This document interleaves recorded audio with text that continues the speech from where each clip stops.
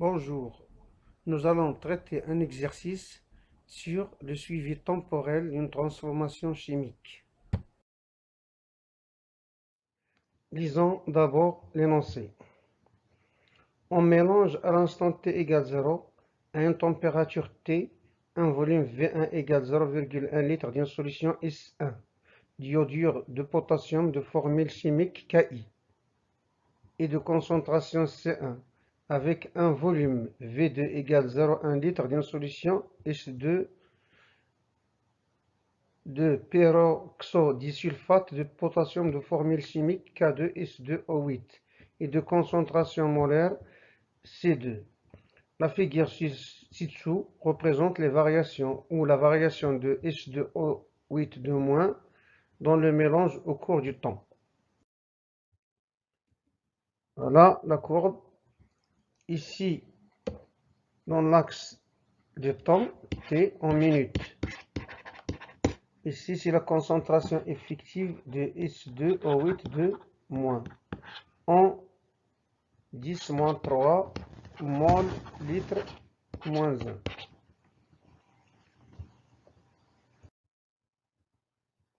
Écrire l'équation de la réaction qui a lieu en précisant les deux couples redox mis en jeu. Déduire de la courbe le nombre de moles initial N0 de S2O8 de moins dans le mélange et calculer C2. 3A. Dresser le tableau d'avancement de la réaction. B. Calculer l'avancement final de la réaction. 4. Déterminer la vitesse volumique moyenne, donc la vitesse volumique moyenne de la réaction entre les instants T1 égale 10 minutes et T2 égale 50 minutes. Définir la vitesse volumique instantanée de la réaction. Déterminer sa valeur à T3 égale 25 minutes. Comment varie cette vitesse au cours du temps? Justifier la réponse. À un instant T4, on prélève un volume V0 est égal à 10 cm3 du mélange précédent et on dose les molécules de I2 formées à l'aide d'une solution S de thiosulfate de sodium de formule chimique Na2H2O3 de concentration C égale de 10 moins 2 mol par litre. L'équation de dosage est 2H2O3 de moins plus I2, ça donne S4O6 de moins plus 2I moins. À l'équivalence, le volume de S ajouté est V égale 12 cm3. Déterminer la concentration effective des ions S2O3 de moins, 8 de moins à l'instant T4. En déduire la valeur de T4. Correction. Écrire l'équation de la réaction qui a lieu en précisant les couples redox mis en jeu. On doit d'abord préciser peut-être les couples, sachant que les réactifs, c'est la solution de Ki et de K2S2O8. On va d'abord écrire l'équation de dissociation de ce composé ionique dans l'eau. Ki est un composé ionique. Ki dans l'eau, ça donne K+, plus I-. Les ions iodures qui vont réagir, qui vont jouer le rôle du réducteur. Là aussi, pour K2SO8, il donne des ions de K+ indifférents et S2O8 de moins qui va jouer aussi le rôle de l'oxydant. Donc les deux couples OX sur RED sont I2 sur I-, premier couple, et S2O8 de moins sur SO4 de moins, deuxième couple. Donc voilà les réactifs, c'est I-, S2O8 de moins. Le réducteur du premier couple et l'oxydant du deuxième couple. On peut dire directement écrire là l'équation de la réaction sans faire appel aux demi-équations. Il suffit d'écrire I- plus S2O8 de moins. Ça donne les produits I2 et SO4 de moins. Faites attention, à ce stade, la réaction n'est pas encore équilibrée. On doit chercher les coefficients stéchiométriques. Donc ici, on multiplie par 2. Même chose pour SO4 de moins, on doit multiplier par 2. Ça, c'est l'équation globale de la réaction d'oxydoréduction et c'est une transformation lente. Déduire de la courbe le nombre de moles initial N0 de H2O8- dans le mélange et calculer C2. D'après la courbe, voilà la concentration initiale effective H2O8- 0. C'est de l'ordre de 20 fois 10 moins 3 moles par litre. D'après la courbe, donc voilà ce qu'on lit sur la courbe. C'est initial, c'est AT égale V0. Donc la quantité de matière, ça s'écrit, c'est la concentration effective fois le volume total, V1 plus V2. Après calcul, N0 de H2O8- ça donne 4,10 moins 3 moles par litre. La concentration C2. Il faut faire attention. Pour calculer la concentration C2, il suffit d'appliquer la formule C égale N0 de H2O8- sur V2. C'est le volume de la solution 2 avant de faire le mélange. C2 est égal à N0 de H2O8- sur V2. C2 égale 4,10 moins 3 sur 0,1, soit C2 égale 4,10 moins 2 moles par litre. Dresser le tableau d'avancement de la réaction. Donc le tableau d'avancement de la réaction, on écrit en haut équation de la réaction, puis l'équation de la réaction qui est une transformation lente. Donc on écrit état du système, avancement, quantité de matière en moles.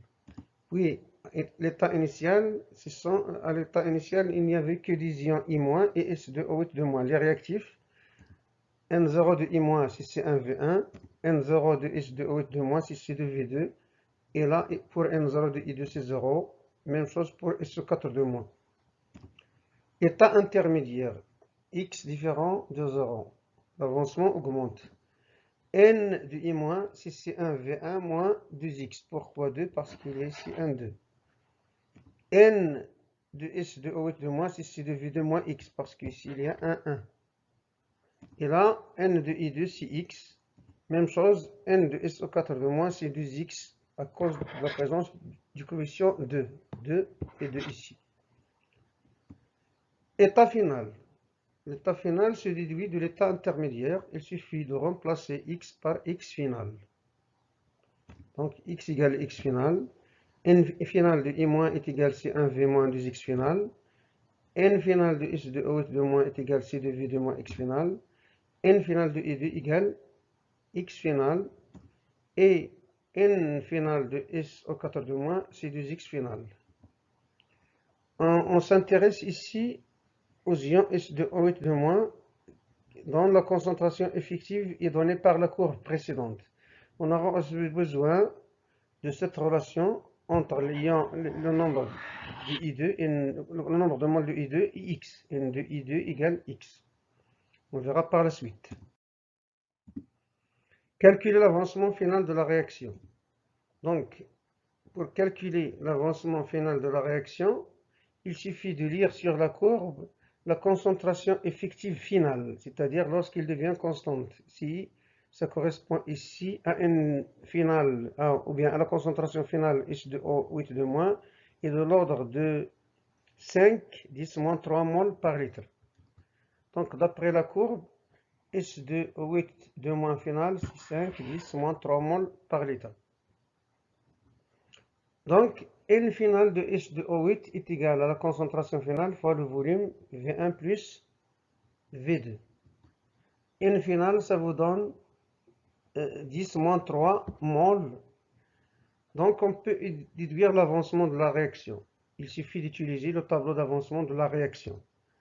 D'après le tableau d'avancement de la réaction, vous avez N final de H2O8- c'est C2V2 moins X final. Cela veut dire que X final, c'est C2V2 moins N final de H2O8-.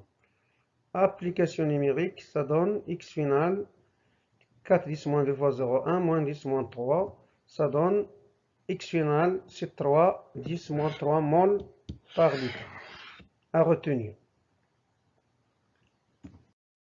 Déterminer la vitesse volumique moyenne de la réaction entre les instants T1 et T2. Donc attention, la vitesse moyenne, il faut travailler sur la courbe et non pas sur la tangente.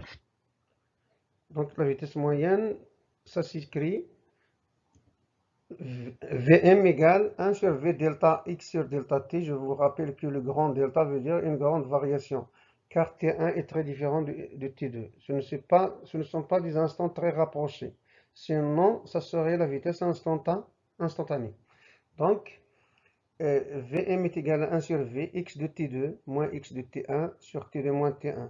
Je vous rappelle que x de T2, c'est l'avancement à l'instant T2.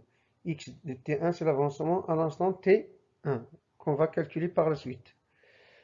On calcule, ou bien on détermine les deux avancements x de T1 et x de T2, sachant que n de s de haut de moins, c'est c de v de moins x.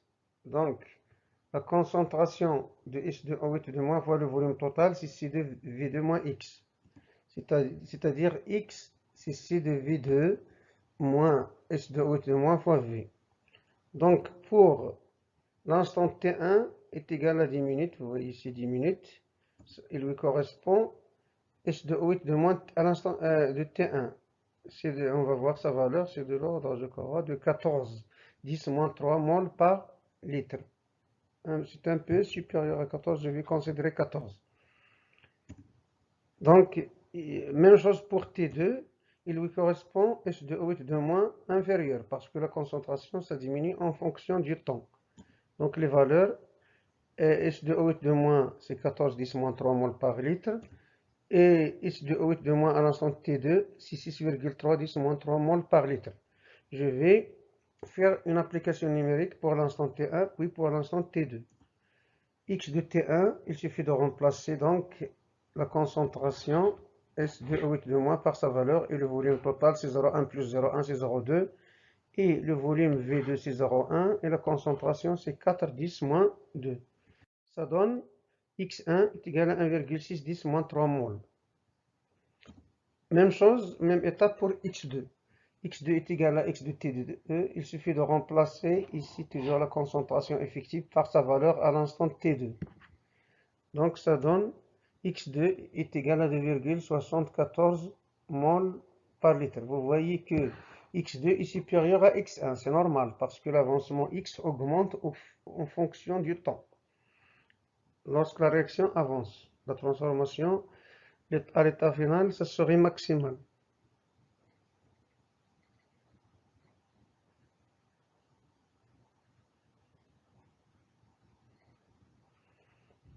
Vm est égal à 1 sur V, x2 moins x1 sur t2 moins t1.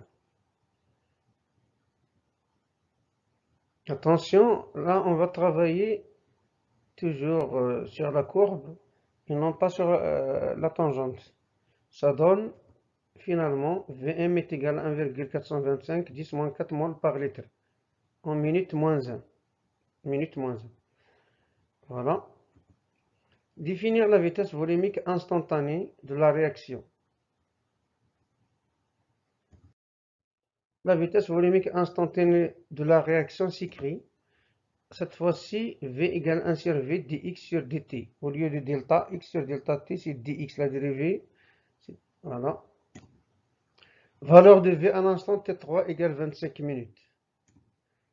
On va partir de la formule V égale 1 sur V total dx sur dt avec x ici de V2 moins s de OH2 moins fois V.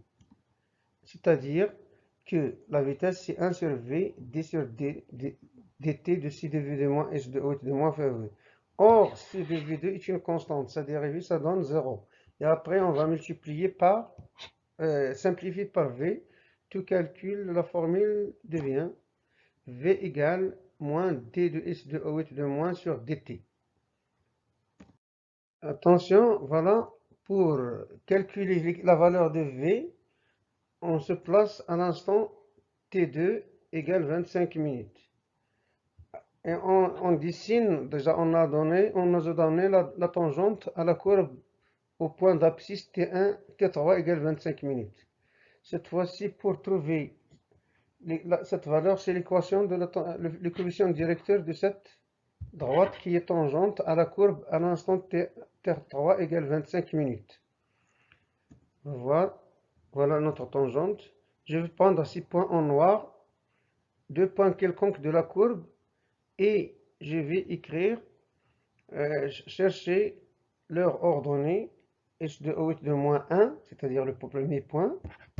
Ici, c'est la même chose, h de O8 de moins, pour l'instant t2 ici égale, j'ai choisi 50 minutes, ça donne h de O8 de moins, et l'expression v égale moins la variation delta SO2 sur delta t cette fois-ci, mais sur la courbe. Attention, sur la courbe, sur la droite, pardon, et non pas sur la courbe, puisqu'on cherche le coefficient directeur de la courbe. Et avec ce signe moins, la tangente à la courbe, le coefficient directeur c'est négatif, puisque c'est une courbe descendante, et avec le signe moins, la valeur de la vitesse serait positive. Donc v égale moins, ici c'est 5, pour l'instant t2, c'est 5, 10 moins 3 mol par litre. Pour l'instant t1 égale 0, c'est 15, 10 moins 3 mol par litre, ça donne V égale 2 10 moins 4 mol litre moins 1 par minute. Comment varie cette vitesse au cours du temps? Justifiez votre réponse. La valeur de la vitesse dépend du coefficient directeur. En un autre temps, lorsque t augmente, la valeur absolue du coefficient directeur diminue. Cela veut dire que la vitesse diminue en fonction du temps. Cela est dû à quoi? Il est dû tout simplement à la diminution des concentrations des réactifs en fonction du temps. C'est un facteur cinétique. Donc la vitesse volumique de la réaction diminue au cours du temps. Cette diminution est due à la diminution des concentrations effectives des réactifs. C'est un facteur cinétique. Déterminer la concentration effective des ions S2O8 de moins du mélange à l'instant T4. Attention, c'est une question délicate. On doit la résoudre en plusieurs étapes. On considère d'abord l'équation de la réaction lente étudiée, dont on utilise la cinétique. Rappelez-vous que le nombre de moles d'iode formés, c'est égal à l'avancement à chaque instant.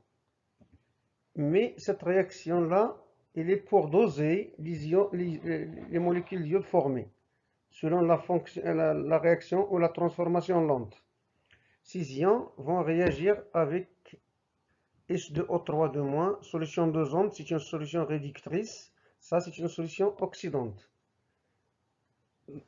Cette transformation doit être rapide pour faire un dosage sans avoir appel au suivi de la formation de I2. C'est-à-dire, parmi les caractéristiques de la réaction de dosage, il doit être rapide.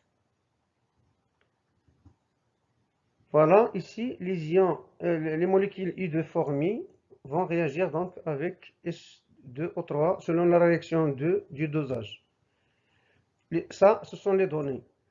On prélève dans le mélange réactionnel V0 égale 10 cm3 de la solution à doser.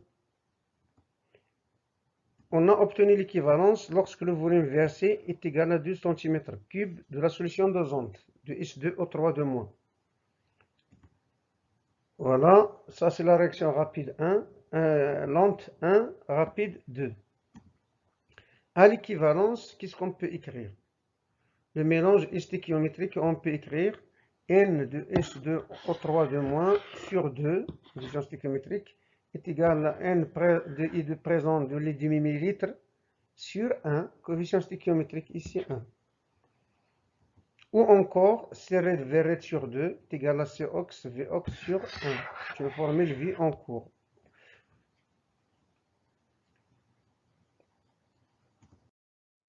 Voilà, en partant de cette formule, on vous rappelle ici l'énoncé, c'est la concentration de la solution Na2H2O3, c'est 2,10 moins 2 mol par litre. Donc, CV sur 2 est égal à E2 à l'instant T4 fois V0. La concentration effective de l'iode I2 à l'instant T4 II de T4 est égale à CV sur 2V0 est égal à 2,10 moins 2 fois 12 sur 2 fois 10. I2 à l'instant T4, c'est 1,210 moins 2 mol par litre. Lettre moins 1. Donc, on en déduit la valeur de l'avancement X à l'instant T4. Il suffit d'écrire que I2, c'est égal à N de I2 sur V1 plus V2. Et N de I2 d'après le tableau d'avancement, c'est X. Donc, X sur V1 plus V2. Reste l'application numérique. X est égal à I2 à l'instant T4 fois V1 plus V2. Ça vous donne X est égal à 2,410 moins 3 mol. Donc, et d'après le tableau d'avancement de la réaction, vous avez la relation entre X et le nombre final, le nombre de T4 de S2O8 de moins. C'est toujours C de V moins X, voire tableau d'avancement.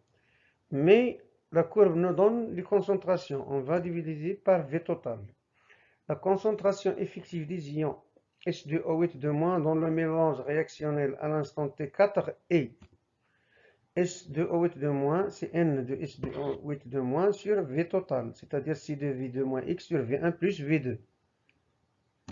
Donc, ici, ça vous donne, les calculs, ça donne 8, 10, moins 3 mol par litre. Et d'après la courbe, on va lire T4, il lui correspond S2O8 de moins qui est égal à 8, 10, moins 3 mol par litre. On lit approximativement la valeur de T4. T4 est à peu près égal à 30 minutes. C'est la fin de cet exercice. À la prochaine séance.